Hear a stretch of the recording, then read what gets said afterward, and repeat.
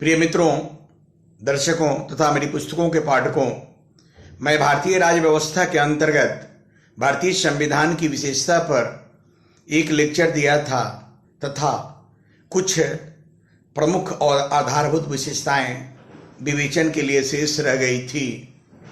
आज मैं भारतीय संविधान की विशेषता में दूसरे एपिसोड पर काम करने जा रहा हूं और आज भारतीय संविधान की कुछ प्रमुख अवधारणात्मक, संरचनात्मक तथा वैधानिक विशेषताओं का चर्चा यहाँ अपेक्षित है। भारतीय संविधान की एक महत्वपूर्ण विशेषता संघवाद तथा दूसरी महत्वपूर्ण विशेषता संसदीय शासन प्रणाली है। संसदीय शासन प्रणाली को संसदीय प्रजातंत्र कहा जा सकता है। यह संघवाद तथा संसदीय शासन प्रणाली जो महत्वपूर्ण अवधारणात्मक और आधारभूत भारतीय संविधान की विशेषता है, यह भारतीय संविधान की संरचना, प्रक्रिया तथा कार्यकरण को प्रभावित करती है।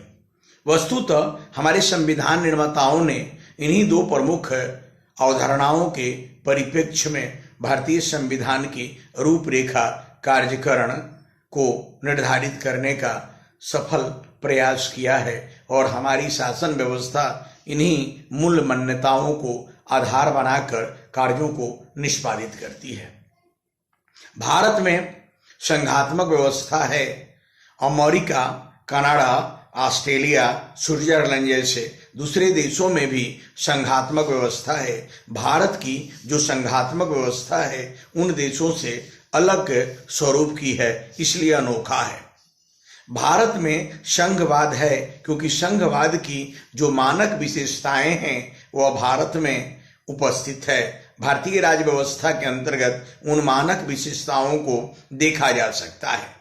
संघवाद की सबसे महत्वपूर्ण आधारभूत और मानक विशेषता है दोहरी सरकार का होना। भारत में भी दो प्रकार की सरकार है, संघ की सरकार तथा राज्यों की सरकार, इसलिए भारत में संघवाद है।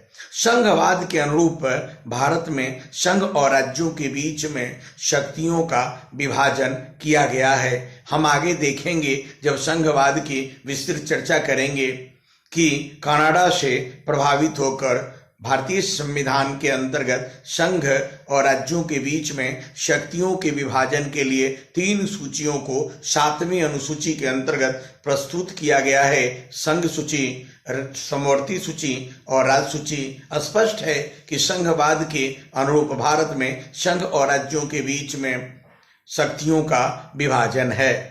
संघवाद के अनुरूप लिखित निर्मित संविधान है। यह अलग बात है कि संघवाद न केवल लिखित निर्मित संविधान बल्कि कठोर संविधान और दोहरे संविधान की मांग करता है। भारत में लिखित निर्मित संविधान तो संघवाद के अनुरूप है, लेकिन संघवाद के जैसे दोहरे संविधान यानी संघ और राज्यों का अलग अलग संविधान नहीं है। हमारे यहाँ एकात्मक राज्य सदृश एकल संविधान है। संघवाद के अंतर्गत राज्यों के अस्तित्व को अक्षुण्ण रखने के लिए कठोर संविधान को अपनाया जाता है, जैसा कि अमेरिकी संविधान है। हमारा संविधान भी अमेरिका के जैसा कठोर तो नहीं है, लेकिन ब्रिटेन के जैसा लचीला भी नहीं है। स्पष्ट है कि हमारा संविधान भी एक सीमा तक कठोर है।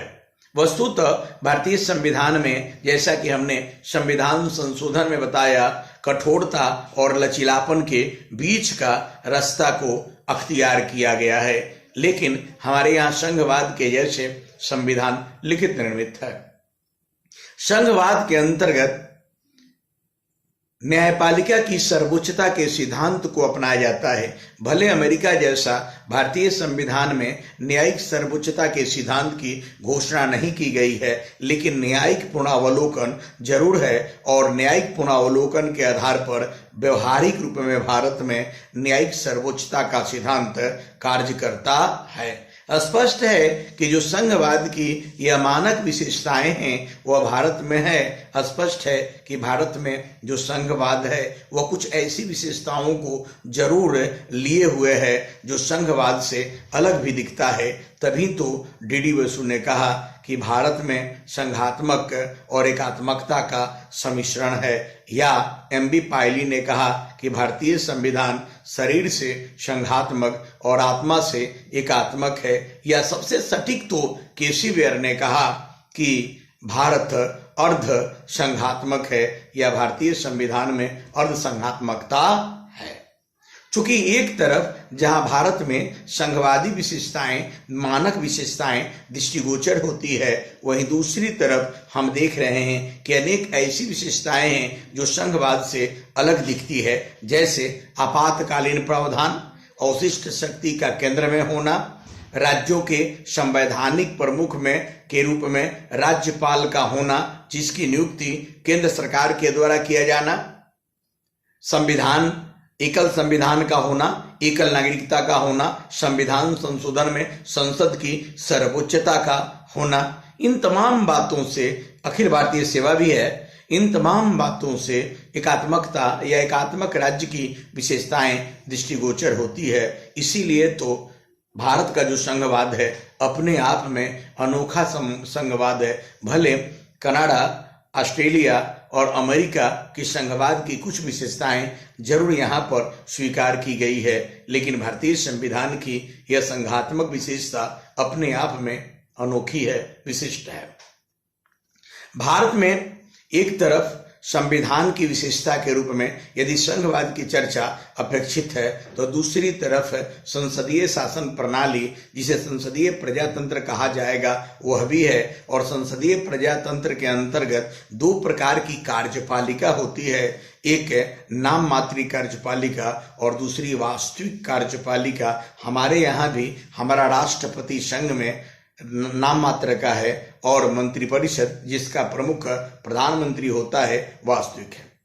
संसदीय प्रजातंत्र के अनुसार विधायिका और कार्यपालिका एक दूसरे से समन्वित होती है, हमारे यहाँ भी है। संसदीय प्रजातंत्र के अंतर्गत विधायिका के प्रति कार्यपालिका उत्तरदायी होती है, भारत में भी है।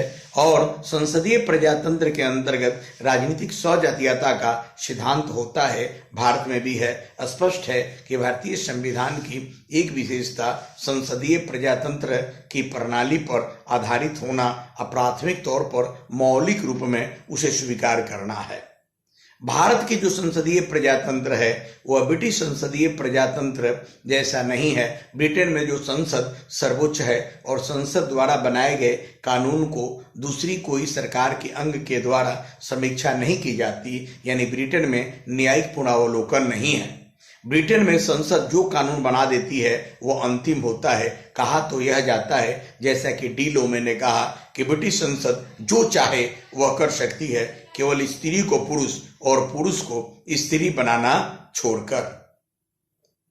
यह संघवाद और संसदीय शासन प्रणाली जो भारतीय संविधान के अंतर्गत विशिष्ट रूप में है, जो भारतीय संविधान की संरचना, प्रक्रिया, कार्यकरण को प्रभावित करती है, इसे महत्वपूर्ण विशेषता माना जाएगा।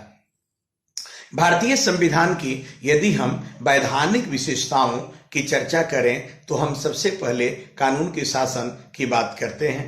कानून का शासन जो कि ब्रिटिश विधिशास्त्र से प्रभावित होकर लिया गया है, जिसकी तीन प्रमुख मान्यताएं हैं। हर आदमी कानून के नजर में बराबर होगा, चाहे उसकी जाति, धर्म, क्षेत्र, भाषा, लिंग कुछ भी हो। बिना सुनवाई किसी को दंड नहीं दी जाएगी। सुनवाई के दौरान जो अभियुक्त होगा उसको उस पर जबरदस्ती नहीं की जाएगी। स्वयं के विरुद्ध गवाही देने को बाध्य नहीं किया जाएगा, बल्कि वैधानिक रूप में परामर्श दिया जाएगा। और इतना ही नहीं, बल्कि अगर जो आरोपित व्यक्ति है, अगर आरोप उस पर प्रमाणित हो जाता है तो जो दंड दिया जाएगा वह दंड मनमाने ढंग से न देकर विधि के अनुसार होगा। कानून का शासन की यह तीन मौलिक मान्यता के अंतर्गत यह भी है कि एक अपराध के लिए एक से अधिक बार, यानी 2 बार या अधिक बार सजा नहीं दी जाएगी, जिसे जियोपार्डी प्रिंसिपल कहा जाता है।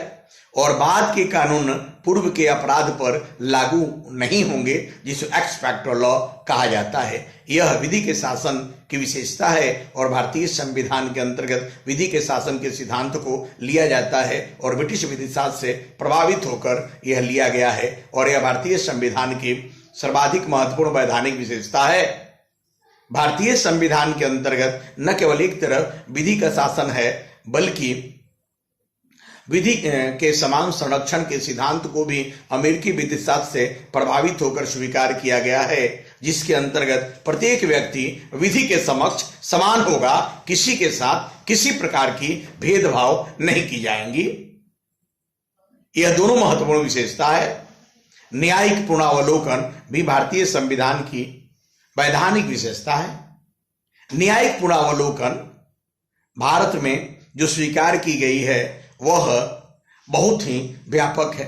हमारी न्यायपालिका को कार्यपालिका और विधायिका के कार्यकरण संविधान के अनुरूप है या नहीं, इसका अवलोकन करने का अधिकार है और हमारी न्यायपालिका न केवल विधायिका और कार्यपालिका बल्कि अपने अधीनस्थ न्यायालयों और अपने भी पूर्व के निर्णयों की समीक्षा कर सकती है। यह न्यायिक पुनरावलोकन है और सर्वोच्च और उच्च न्यायालय को न्यायिक पुनरावलोकन का अधिकार अपने क्षेत्राधिकार में प्राप्त है और यह भारतीय संविधान के अंतर्गत उपबंध है, जो एक महत्वपूर्ण विशेषता है और वैधानिक प्रकृति की यह विशेषता है।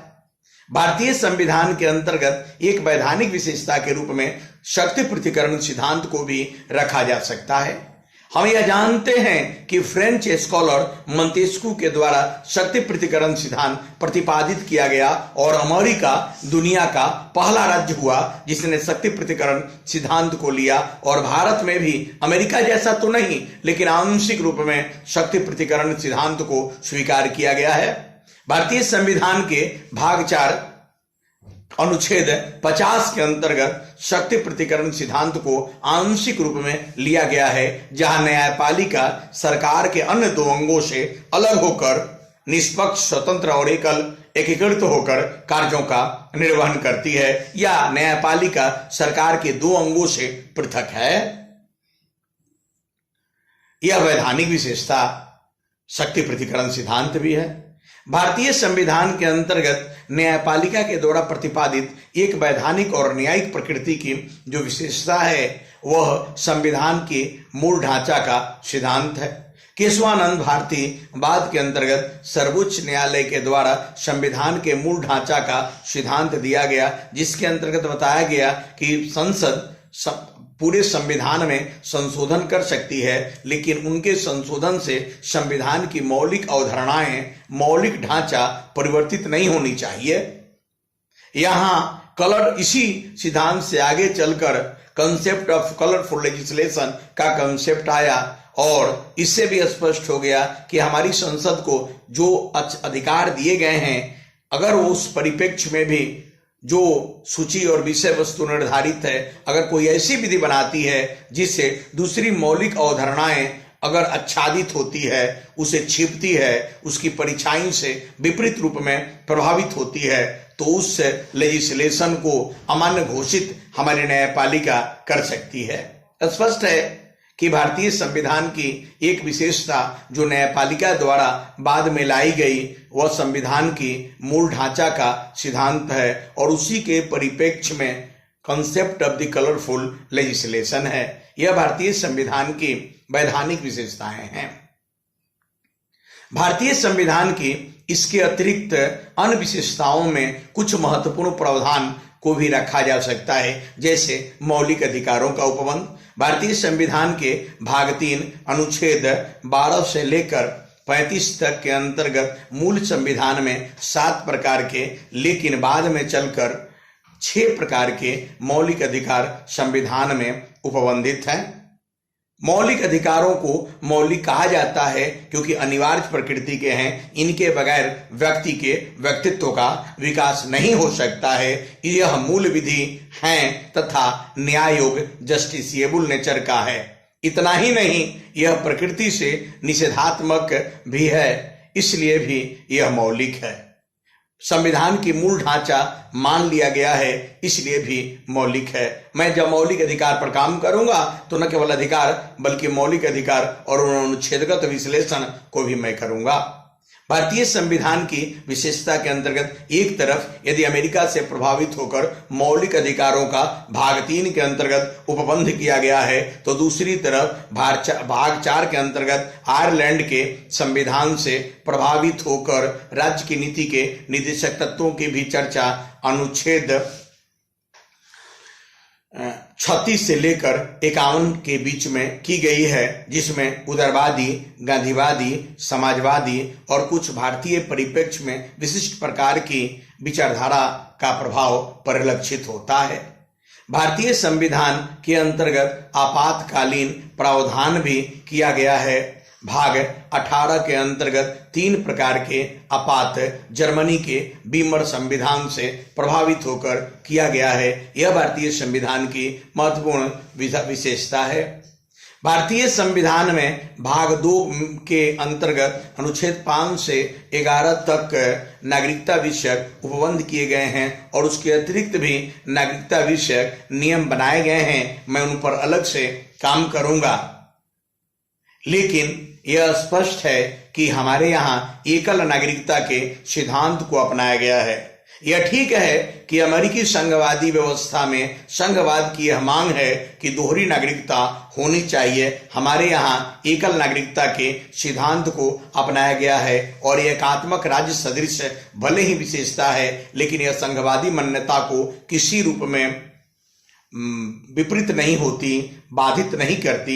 इसीलिए हमारे यहाँ एकल नागरिकता के सिद्धांत को अपनाया गया है। कहना नहीं होगा कि एकल नागरिकता भारत में जहाँ इतनी भौगोलिक सांस्कृतिक विविधताएं हैं, लोगों में एकजुटता लाती है, एकत्व की भावना लाती है, जो एकत्व की भावना, वननेस फीलिंग राष्ट्रवाद के लिए अनिवार्य है। इसलिए एकल नागरिकता के सिद्धांत को भारत में आवश्यक और महत्वपूर्ण माना गया है। भारतीय संविधान की में वयस्क मताधिकार का उपबंध है, जिसे लोकतांत्रिक परिप्रेक्ष्य में देखा जा सकता है, जिसकी हमने चर्चा किया है। कहना नहीं होगा कि भारतीय संविधान के प्रत्येक अनुच्छेद अपने आप में विशिष्ट उद्देश्य और महत्व रखते हैं, सभी विशेषता के अंतर्गत रखे जा सकते हैं, लेकिन अभी हमने बहुत संक्षिप्त रूप में भारतीय संविधान की आधारभूत और मौलिक विशेषताओं की चर्चा की, जो कि संरचनात्मक, प्रक्रियात्मक, अवधारणात्मक, वैधानिक और कार्यात्मक प्रकृति की है। इन्हीं की चर्चा आप लोग करेंगे। भारतीय संविधान की विशेषताओं को बहुत मैंने संक्षिप्त रूप में रखा है, फिर भारतीय संविधान के अलग पक्ष में मैं काम करूंगा। यह भारतीय राज्य व्यवस्था का दूसरा एपिसोड होगा। मित्रों, मेरे द्वारा भारतीय राज्य व्यवस्था का अलग अलग सभी पक्षों का अध्ययन कराया जाएगा। पहले भी मैंने कहा है कि मैंने जो आपको लेसन देना शुरू किया है, उसी परिप्रेक्ष्य में एपिसोड के अनुसार मैं काम करता चलूंगा और उसी के परिप्रेक्ष्य में आप महत्वपूर्ण जो बाजार में उपलब्ध किताबें हैं उसके अनुसार आप अध्ययन करेंगे। Thank you. चलिए फिर तीसरे भारतीय राज्य व्यवस्था के एपिसोड में दूसरे विषय वस्तु के साथ हम आएंगे। इस रूप में आप काम करते चले। Okay, thank you. मेरे द्वारा संघवाद और संसदीय शासन प्रणाली पर अलग पृथक रूप में काम किया जाएगा। इसके बाद जो मेरी तीसरी एपिसोड होंगी, जो भारतीय संविधान की विशेषता को और स्पष्ट करेगी, वह संघवाद होगा। उस पर मैं काम करूंगा। Thank you. दूसरे वीडियो में फिर हम संघवाद पर काम आपके लिए करेंगे। Thank you. ओके।